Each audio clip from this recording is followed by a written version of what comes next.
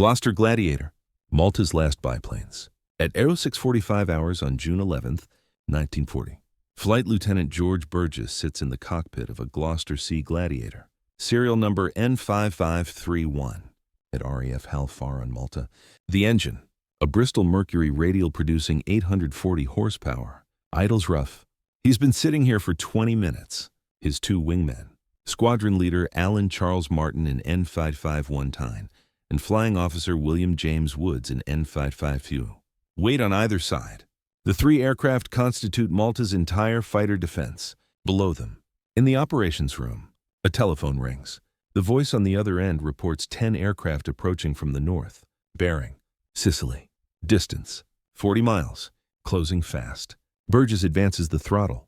The Mercury roars. The Gladiator, constructed of metal tubing covered in fabric, weighs 2,443 kilograms empty, 3,337 kilograms loaded. Its wingspan measures 9.83 meters. Its four 7.7 millimeter Browning machine guns carry 1,000 rounds per gun. Maximum speed at 4,400 meters, 407 kilometers per hour. Service ceiling, 10,500 meters. The Italian bombers approaching Malta that morning are Savoia Marchetti SM 79 Sparviero, three-engine medium bombers. They carry 1,200 kilograms of bombs. They cruise at 438 kilometers per hour. Malta, barely defended, barely armed, lies directly beneath the bomber's flight path from Sicily. The Gladiators climb. Rate of climb, 670 meters per minute. At 3,000 meters, Burgess spots them. Not 10 aircraft, 50, maybe more. SM, 79 bombers in loose formation. No fighter escort visible. He keys his radio, instructs his wingmen. They continue climbing. At 3,700 meters, the bombers begin their run. Burgess rolls left, dives toward the formation leader. Woods and Martin follow. The three Gladiators, obsolete biplanes designed in 1934, attack 50 modern bombers alone. This engagement will become legend. The three aircraft will be named Faith, Hope, and Charity by a grateful Maltese population. Their defense of Malta will be cited as proof that courage and determination overcome technological disadvantage. The story, repeated in histories and commemorations, claims three biplanes held off the entire Italian Air Force for weeks, achieving impossible victories against overwhelming odds. The truth is more complex and more interesting. The Gloster Gladiator entered RAF service in February 1937. By then, it was already obsolete. The prototype, designated SS-30, first flew September 12, 1934. Chief Test Pilot Jerry Sayer reached 242 miles per hour, approximately 390 kilometers per hour. During initial trials, Air Ministry officials, skeptical that a biplane could achieve such speed, demanded verification. Subsequent tests confirmed the performance. The aircraft represented the culmination of biplane fighter development. Its predecessor, the Gloster Gauntlet, featured an open cockpit and two machine guns. The Gladiator improved on this dramatically. It featured an enclosed cockpit with sliding canopy. It mounted four 7.7 millimeter machine guns, two synchronized Vickers guns firing through the propeller arc, two Lewis guns mounted beneath the lower wings. Later production standardized on four Browning guns, all wing-mounted. The airframe consisted of metal tube structure covered with fabric. The fuselage used steel tubing welded into a rigid framework. The wings featured wooden spars and metal ribs, all covered in doped fabric. This construction method, traditional and well understood, allowed rapid production using existing techniques. It also created vulnerabilities. Fabric burned. Wooden spars splintered. The aircraft lacked the structural strength of all metal designs entering service simultaneously. The engine, a Bristol Mercury 9-cylinder radial, developed through successive marks. The Gladiator Mark I used the Mercury 9 producing 840 horsepower. The Mark II received the Mercury ODA with synchronization gear for improved armament. Both engines featured single-stage, two-speed superchargers. Both required careful maintenance. Both consumed fuel at rates that limited operational range to approximately 715 kilometers. Performance specifications revealed the Gladiator's transitional nature. Maximum speed at 4,400 meters reached 410 kilometers per hour. Service ceiling extended to 10,500 meters. Time to 5,000 meters, 6.3 minutes. These figures exceeded all previous RAF biplane fighters. They fell far short of contemporary monoplane designs. The Hawker Hurricane, entering service in December 1937, achieved 520 kilometers per hour and climbed to 6,100 meters in 9.1 minutes using its more powerful Rolls-Royce Merlin engine. The Supermarine Spitfire, reaching squadrons in August 1938, exceeded 580 kilometers per hour. Both aircraft carried 8 machine guns, mounted in wings with easier ammunition access and better convergence. But Hurricanes and Spitfires required sophisticated production facilities, skilled workers, strategic materials. The Gladiator could be built quickly, maintained easily, and operated from rough fields. In 1937, facing the possibility of war with Germany, the Air Ministry needed fighters immediately. The Gladiator provided immediate capability while modern designs completed development. Production totaled 747 aircraft. This included 216 exported to foreign air forces. Latvia purchased 26. Lithuania ordered 14. Belgium received 22. China bought 36. Finland acquired 30. Greece ordered 2 initially, later requesting more. The aircraft equipped squadrons across the British Empire, from Egypt to Iraq to Singapore. The Sea Gladiator variant adapted the design for naval operations. Modifications included a rester hook for carrier landings, catapult attachment points, strengthened airframe, and provisions for an inflatable dinghy mounted beneath the fuselage. 98 Sea Gladiators were completed. 38 were converted from existing Gladiator Mark II's. 60 were built as naval variants from the beginning. Performance suffered slightly from the naval modifications. Empty weight increased from 2,443 kilograms to 2,698 kilograms. Maximum speed decreased marginally, but the aircraft remained operationally capable, suitable for fleet defense and reconnaissance missions. HMS Glorious, an aircraft carrier operating in the Mediterranean, embarked 802 Naval Air Squadron equipped with Sea Gladiators in early 1940. The squadron operated from the carrier during exercises and port visits. In April 1940, Glorious departed for operations off Norway. Before sailing, the ship offloaded equipment deemed unnecessary for northern operations. This included packing crates containing Sea Gladiators, stored at Califrana Seaplane Base on Malta. Malta, a British possession since 1814, occupied a strategic position in the central Mediterranean. Located 93 kilometers south of Sicily, 322 kilometers east of Tunisia, it dominated sea lanes between Gibraltar and Egypt. The Grand Harbor at Valletta provided anchorage for the British Mediterranean fleet. Dockyard facilities supported major repairs and refitting. Airfields at Hal Far, Lucca, and Takali offered staging bases for aircraft transiting between Europe and North Africa. But Malta in June 1940 possessed almost no air defenses. No modern fighters, no early warning radar, anti-aircraft guns dating from the First World War. The garrison consisted of British and Maltese troops, totaling approximately 4,000. The civilian population numbered 270,000, concentrated in Valletta and surrounding towns. British defense planning considered Malta indefensible. Papers prepared for the War Cabinet in May 1940 suggested offering Malta to Italy as inducement to remain neutral. Benito Mussolini, Italian dictator since 1922, coveted Malta. Italian forces in Libya and Italian Somaliland threatened British positions in Egypt and Sudan. Malta, in Italian hands, would sever British Mediterranean communications. Winston Churchill, Prime Minister since May 10, 1940, rejected any concessions. Malta would be defended. But defending Malta required fighters, and Britain, fighting for survival after the fall of France, possessed no fighters to spare. Air Commodore Foster Maynard, air officer commanding in Malta, understood his situation precisely. He commanded bombers, flying boats, reconnaissance aircraft. He commanded no fighters. When Italy entered the war, which seemed inevitable, Malta would face immediate attack. The island needed defensive capability, however minimal, to demonstrate resistance and sustain morale. Maynard remembered the crated Sea Gladiators at Califrana. On April 20, 1940, he obtained permission from Admiral Sir Andrew Cunningham, Commander-in-Chief Mediterranean Fleet, to assemble 6 aircraft. The remaining crates would provide spare parts. The Sea Gladiators, though obsolete, mounted 4 machine guns and achieved adequate speed to intercept Italian bombers. They would give Malta a fighter defense. Assembly began immediately. Riggers and fitters from Califrana, supplemented by volunteers from other units, worked through April and early May. The crated aircraft had been packaged for long-term storage. Each component required unpacking, inspection, and installation. Wings attached to fuselage, engines mounted on bearers, control cables threaded through pulleys, weapons installed and harmonized.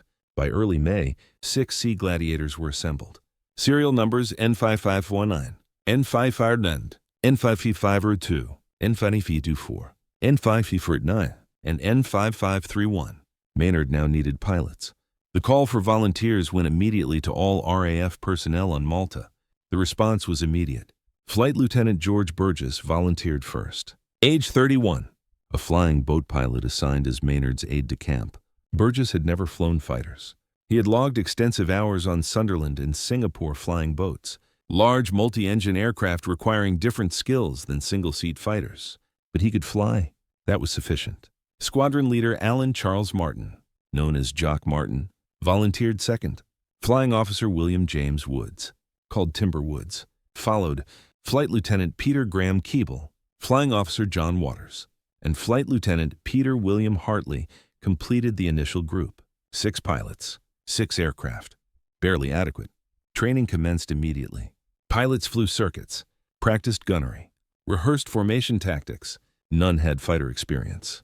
The Gladiator, though obsolete, remained a demanding aircraft. Its biplane configuration created unusual handling characteristics. Its tailwheel landing gear required careful management during takeoff and landing. Its 4 machine guns needed precise harmonization to concentrate fire effectively. On June 4, 1940, the Halfar fighter flight officially formed, 4 aircraft operational, 2 held for spares and maintenance rotation. At any time, Malta could field 3 fighters, sometimes only 2. The pilots established continuous daylight readiness, sitting in cockpits or nearby deck chairs, waiting for orders to scramble. June 10, 1940. Italy declares war on Britain and France. Mussolini announces this from the balcony of the Palazzo Venezia in Rome at 1800 hours. Within Malta, civil defense measures activate immediately. Blackout regulations take effect. Sirens test. Citizens prepare shelters in houses and public buildings. The attack comes the next morning. At 06:45 hours, radar stations on Sicily detect the bombers departing Comiso and Catania airfields. The formations, totaling over 50 aircraft, head south across the Mediterranean. Flight time to Malta, 30 minutes. Malta receives warning via cable from Gibraltar monitoring stations. Air raid sirens sound across the island. Burgess, Martin, and Wood scramble. The 3 Gladiators climb hard, engines at maximum continuous power. At 3,000 meters, they spot the Italian formation. The bombers, SEM, 79s from 34th Stormo, approach in loose V formations. No fighter escort visible. Though intelligence indicates Machi C, 200 fighters operate from Sicilian bases. The Gladiators attack. Burgess leads, diving toward the formation leader, the SM, Chetinoy, with maximum speed of 438 kilometers per hour at 4,000 meters. Barely exceeds the Gladiator's maximum speed of 407 kilometers per hour. Burgess closes rapidly. At 300 meters, he opens fire. 4 Browning machine guns, each firing at a rate of 1,150 rounds per minute, pour bullets into the bomber formation. The SM-79s scatter. Their defensive armament, 3 7.7 millimeter machine guns. Fires back. Tracers stream past Burgess' cockpit. He pulls up, reverses, attacks again. Martin and Woods engage other bombers. The combat spreads across 10 kilometers of sky above Valletta. The bombers jettison their loads prematurely. Most bombs fall into the harbor or open fields. Some hit Halfar airfield, cratering the runway but causing no significant damage. The formation turns north, retreating toward Sicily. Burgess chases 1 bomber across the southern coast. He fires his remaining ammunition without apparent effect. The bomber escapes, trailing smoke. The engagement lasts 11 minutes. All 3 Gladiators return to Halfar safely.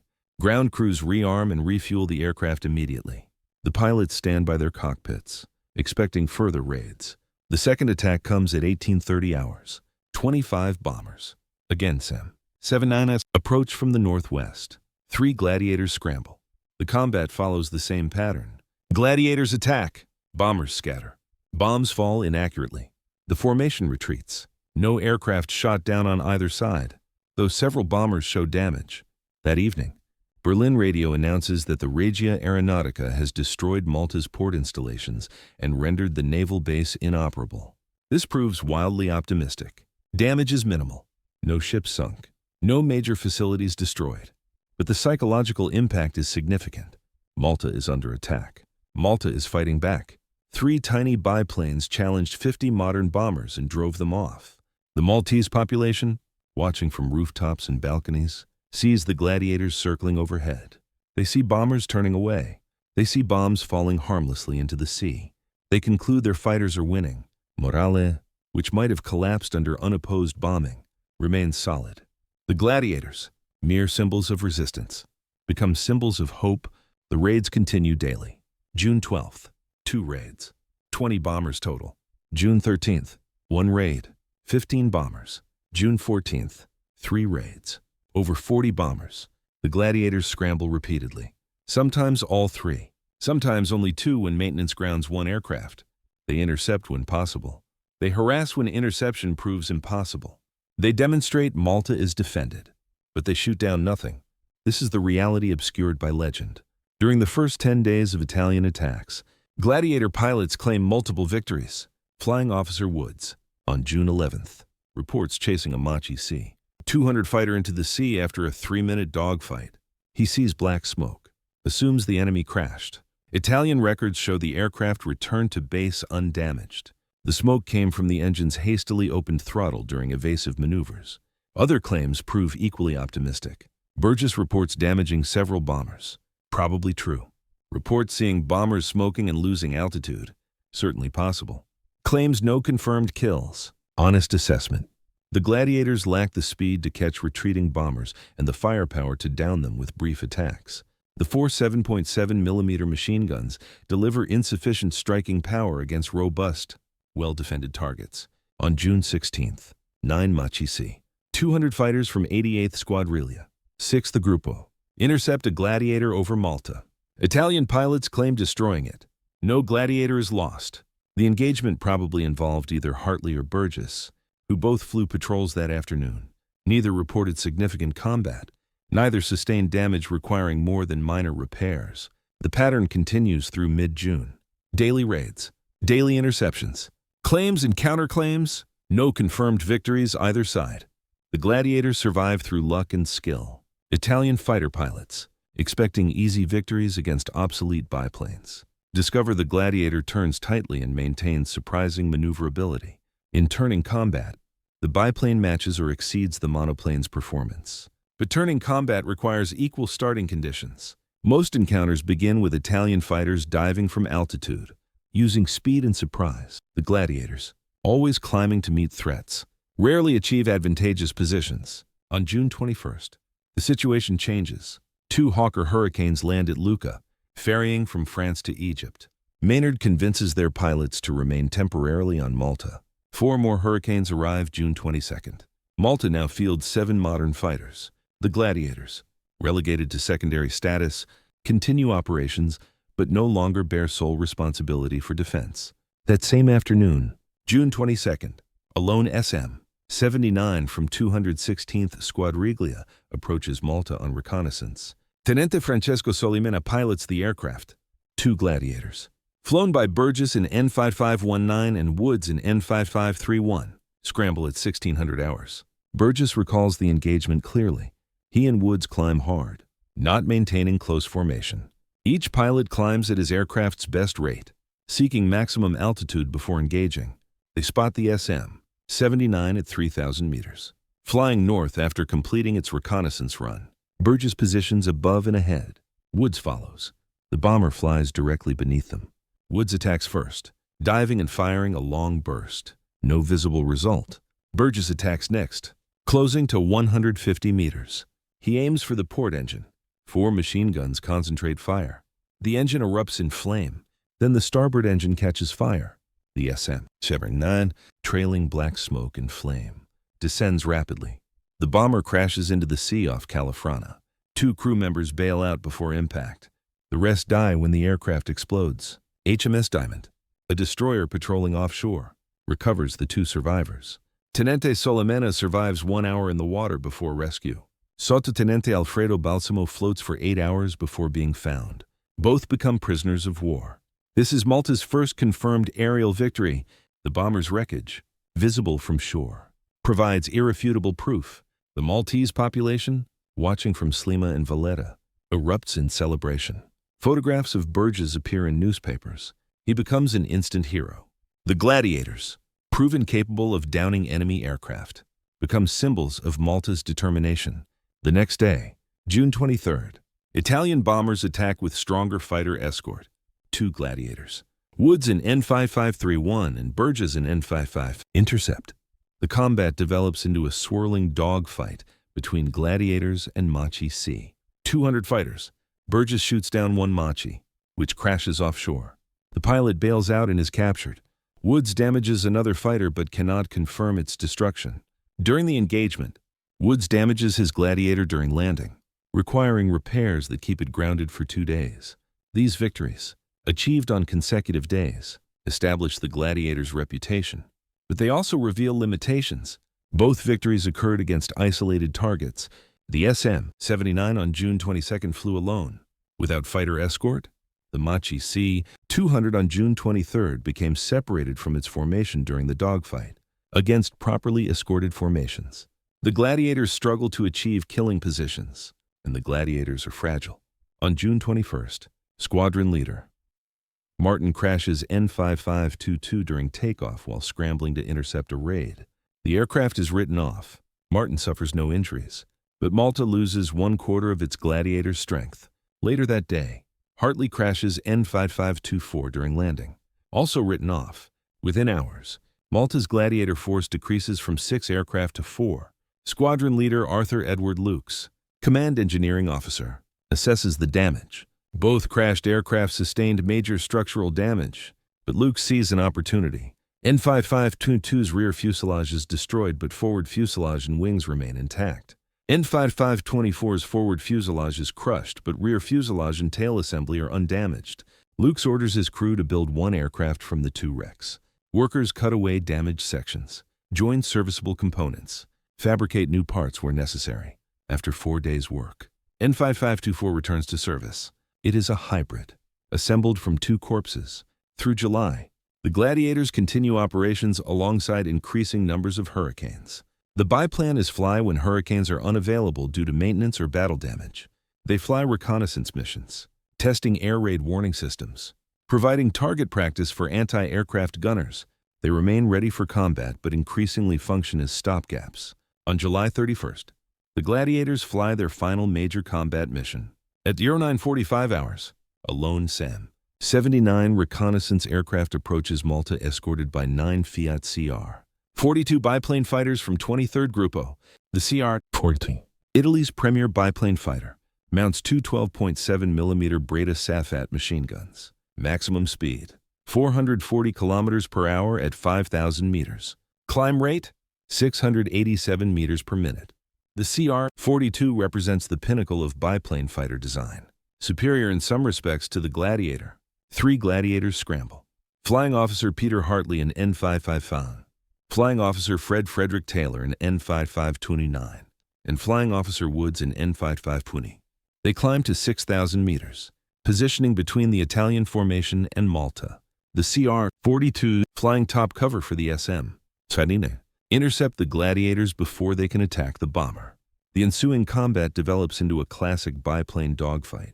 Both aircraft types possess similar performance. Both turn tightly. Both pilots possess comparable skill. The fight descends from 6,000 meters to 3,000 meters as aircraft pursue and evade in spiraling turns. Woods shoots down 1 CR-43. Capitano Antonio Chiodi, an experienced pilot, dies when his fighter crashes into the sea 8 kilometers east of Grand Harbor. Italian records confirm this loss. But Hartley's Gladiators hit. Sergente Manlio Tarantino, flying a CR-42, fires a sustained burst that strikes Hartley's center fuel tank. The tank explodes. Flame engulfs the forward fuselage. Pilot Officer Roger Hilton Barber, watching from the ground, later describes the scene. Peter Hartley must have been hit in his center tank because his Gladiator burnt just like a magnesium flare, an actually brilliant light in the sky. Hartley, surrounded by fire, fights to escape the burning aircraft. His hands, face, and knees, exposed by the short sleeves and trousers of tropical uniform, burn severely. He unbuckles his harness, kicks away the canopy, and rolls out. He falls free, pulls the ripcord, descends by parachute. The burning Gladiator crashes into the sea off Fort San Leonardo. A rescue boat from Califrana recovers Hartley from the water. He suffers third-degree burns to his hands, arms, face, and legs. Medical personnel at Station Sick Quarters treat him immediately, then transfer him to Matarfa Military Hospital. He survives but requires months of treatment. He returns to flying duties later in the war, but continuing problems from his injuries eventually force assignment to ground roles. N551 is gone. Charity, as it will later be named, is Malta's first fighter loss to enemy action. The loss underscores what pilots already know. The Gladiators, though serviceable, cannot survive sustained combat against modern opposition, even against other biplanes. The odds are roughly equal. Against Machi C-200 or German Messerschmitt Bf-109 fighters, the Gladiators would stand little chance. Through August and September, as hurricane strength increases, Gladiator operations decrease. Pilots transition to the more capable monoplane. By October 1940, Gladiators fly primarily reconnaissance and weather observation missions. Number 261 Squadron, formed August 16th from the original Halfar fighter flight, operates primarily Hurricanes. The few remaining Gladiators serve as hacks and trainers. The legend of faith, hope, and charity develops during these months. Exactly who named the aircraft and when remains disputed. George Burgess, the most decorated Gladiator pilot on Malta, states emphatically that during his time on the island, through November 1940, the aircraft were never called by those names. Foster Maynard confirms this, reporting he first heard the names after returning to Britain in 1941. The earliest documented use appears in a Times of Malta article published October 25, 1940. Transcribing a BBC radio broadcast, the broadcast names 3 Gladiators: faith, hope, and charity, identifying them as Malta's sole defenders during June 1940. The names stick. They capture public imagination.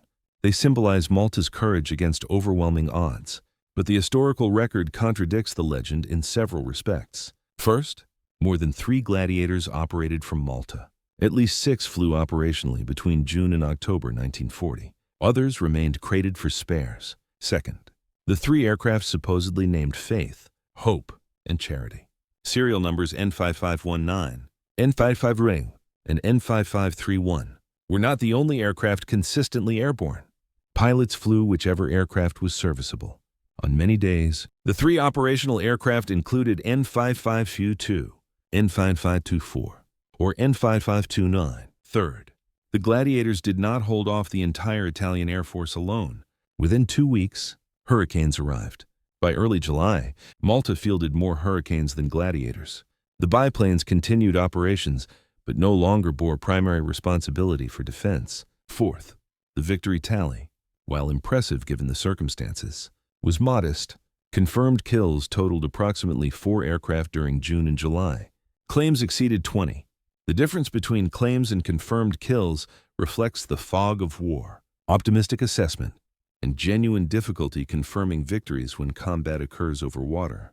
Yet the legend persists because it contains essential truth. 3 obsolete biplanes, flown by volunteer pilots with no fighter experience, did defend Malta during the critical first days of Italian attack. They did demonstrate that Malta would resist, that invasion would not go unopposed, that the island would fight. This mattered enormously. Malta's population, facing potential occupation and witnessing daily bombing, needed proof that defense was possible. The Gladiators provided that proof. The aircraft specifications seem almost quaint when compared to contemporary fighters.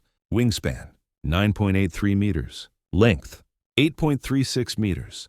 Empty weight, 2,443 kilograms. Maximum speed, 407 kilometers per hour. Service ceiling, 10,500 meters. 4 7.7 millimeter machine guns. These numbers compare unfavorably to nearly every modern fighter. The Messerschmitt Bf-109E achieves 570 kilometers per hour. The Machi C-200 reaches 515 kilometers per hour. Even the Fiat CR, Italy's biplane fighter, slightly exceeds the Gladiator in speed and climb rate. On paper, the Gladiator appears hopelessly outclassed. In practice, the Gladiator possessed advantages that specifications do not capture. Its tight turning radius allowed defensive maneuvers that frustrated faster opponents. Its biplane configuration, with two wings providing lift, permitted low-speed flight and steep climbs that monoplanes could not match. Its fabric construction, though flammable, absorbed small arms fire without catastrophic structural failure. Bullet holes merely tore fabric. Metal airframes, struck by the same fire, developed cracks that propagated into structural failures. The Bristol Mercury engine proved remarkably reliable despite minimal maintenance. Ground crews, working with limited tools and spare parts, kept the engines running through hundreds of hours of operation. The radial configuration, with cylinders arranged around the crankshaft, allowed air cooling that required no vulnerable radiators or coolant systems. Liquid-cooled engines, hit by ground fire or fighter attack, typically failed within minutes. The Mercury, hit by the same fire, often continued running with damaged cylinders. These characteristics made the Gladiator suitable for Malta's circumstances. The island's airfields, primitive by European standards, accommodated the rugged landing gear and tailwheel configuration. The aircraft's simplicity allowed maintenance by technicians with basic training. The forgiving handling characteristics permitted pilots with limited fighter experience to transition quickly and operate effectively. By war's end, few Gladiators remained operational. The RAF retired the type from frontline service by late 1941 in most theaters. Some continued in secondary roles: flying meteorological reconnaissance, target towing, communications duties. The Finnish Air Force operated Gladiators until 1945, making it the last Air Force to use the type in combat. Portugal retired its final Gladiator in 1953. Of the 747 Gladiators built, only a handful survive. The most famous is N5520, identified as Faith, preserved at the National War Museum in Fort St. Elmo, Valletta, Malta. The aircraft did not actually serve as Faith. Records indicate N5520 served extensively during June and July 1940, flown by multiple pilots including Woods and Burgess. It survived combat, survived the war, and was presented to the Maltese people on September 3, 1943, by Air Marshal Sir Keith Park. The presentation ceremony, held in Palace Square, Valletta, attracted thousands of spectators. Another survivor, a composite aircraft constructed from parts of L80232 and N5903, flies with the Shuttleworth collection at Old Warden, England. This aircraft demonstrates the Gladiator's flight characteristics at air shows, providing modern audiences with direct experience of the type's capabilities. Watching it fly, graceful and surprisingly agile, audiences understand why the Gladiator remained competitive against seemingly superior opponents. George Burgess survived the war. He transferred from Malta to Egypt in November 1940, continued flying Hurricanes, accumulated 15 confirmed victories, received the Distinguished Flying Cross. After the war, he served in various RAF postings, eventually retiring as group captain. He died in 1981. When asked about faith, hope, and charity, he always insisted the names were applied retrospectively, that during his time no pilot used them. He also insisted the Gladiators performed better than legend suggests and worse than propaganda claimed. Peter Hartley recovered from his burns but carried scars for the rest of his life. He returned to flying duties in 1942, flew reconnaissance missions in the Middle East, transferred to ground duties when continuing health problems made flying problematic. He died in 1977. William Woods, called Timber by his squadron mates, transitioned to Hurricanes in August 1940. He flew throughout the Battle of Britain, survived the war, returned to civilian life. He rarely discussed his Malta service. When asked, he emphasized that 6 aircraft were operational, not 3, that multiple pilots flew each aircraft, that the mythology simplified complex reality. Malta survived the siege. Italian bombing continued through 1940 and 1941. German Luftwaffe units joined the assault in January 1941, bringing modern aircraft and experienced crews. The bombing intensified through 1942. On April 15, 1940, King George VI awarded Malta the George Cross, the highest civilian decoration for bravery. in recognition of the island's courage under sustained attack. The citation reads, "To honor her brave people, I award the George Cross to the island fortress of Malta to bear witness to a heroism and devotion that will long be famous in history." The siege lifted in November 1942 after Allied victory at El Alamein secured North Africa. Supply convoys, previously decimated by Axis air and naval attacks, began reaching Malta regularly. The island transitioned from defensive survival to offensive staging base.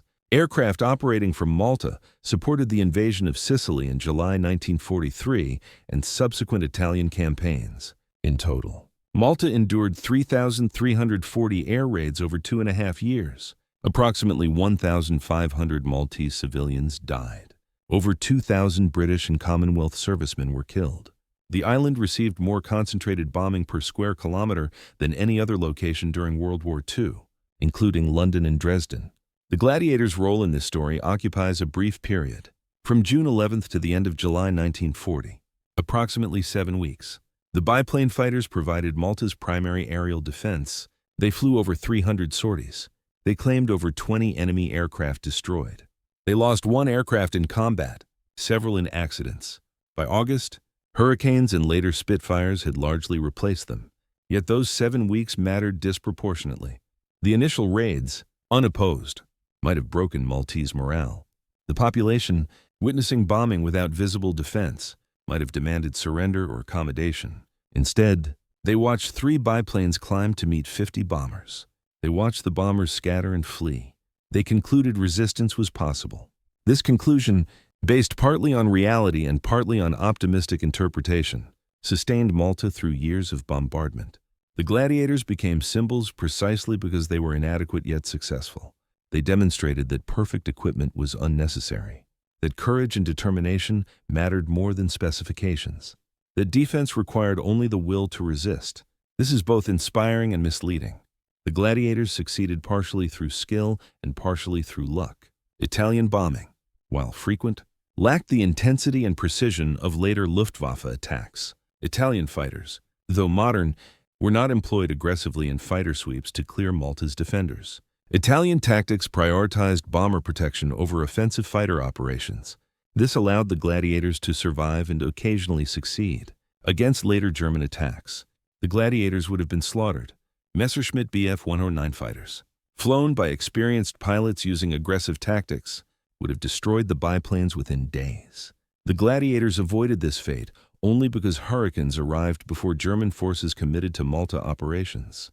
But historical significance does not require hypothetical perfection. The Gladiators mattered because they existed when needed, performed when required, and symbolized resistance when symbols mattered desperately. Whether 3 aircraft or 6, whether faith, hope, and charity or anonymous serial numbers, whether shooting down 4 enemies or 20, the Gladiators fulfilled their purpose. Today, tourists visiting Malta often seek faith at the National War Museum.